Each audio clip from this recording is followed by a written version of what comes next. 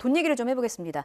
선거도 돈이 있어야 치르잖아요. 근데 사실 트럼프는 돈이 많기로 유명하기는 한데 이게 자금 확보에 비상이 걸렸다고 합니다. 그러니까 그 모금에 있어서 바이든보다 뭐 절반 정도밖에 못 채웠다는 얘기도 있고 왜 지지자들은 지갑을 열지 않는 걸까요? 아무래도 바이든 그 대통령 같은 경우에는 민주당 후보가 바이든 후보로 거의 몰려 있잖아요. 예. 그러니까 민주당 지지하는 그러한 지지층에서는 바이든 후보에게 거의 전폭적으로 이제 그 후원을 해주고 있는데 예. 오늘 저희가 말씀드린 것처럼 공화당 같은 경우에는 트럼프와 헤일리로 나눠져 있잖아요. 그렇죠. 그러니까 트럼프가 공화당 장악력이 굉장히 높긴 하지만 여전히 트럼프의 미국 우선주의에 대해서 좀 반감을 갖고 있는 공화당 지지층이 있고 그리고 사법 리스크에 대해서 여전히 거리를 두고 있는 큰손 그 기부자들이 있거든요. 예. 그런 걸 고려해 본다면 어쨌든 트럼프 전 대통령은 자신을 열렬히 지지한 지지층으로부터 소액 기부부터 해가지고 돈을 받고 있지만 그건 한계가 있을 거 아닙니까? 많은 분들이 이미 지지를 하셨고 그렇다면 중도를 확장해 나가면서 공화당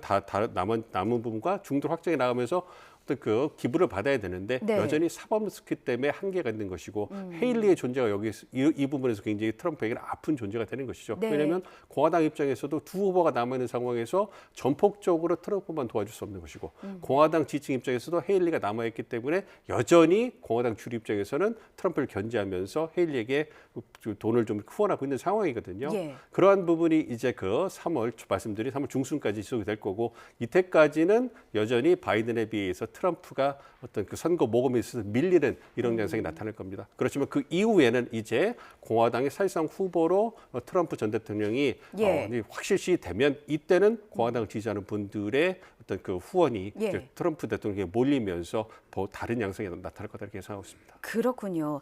지금 트럼프 대통령 앞에 사법 리스크가 있기 때문에 사실 지지자들 사이에서는 트럼프에게 선거 자금을 이제 기부를 하면 그게 약간 그 소송 비용으로 쓰이지 않을까 이런 부분을 우려하는 게 있을 것 같고 그래서 이제 공화당 내에서도 당 자금이 트럼프 소송비로 쓰이는 걸 막자는 그런 결의안까지 나온 상황입니다. 그러니까 이런 문제까지 다 얽혀 있어서 공화당 내에서의 표심이 어떻게 흐를지는 좀 지켜봐야 될 것 같고요.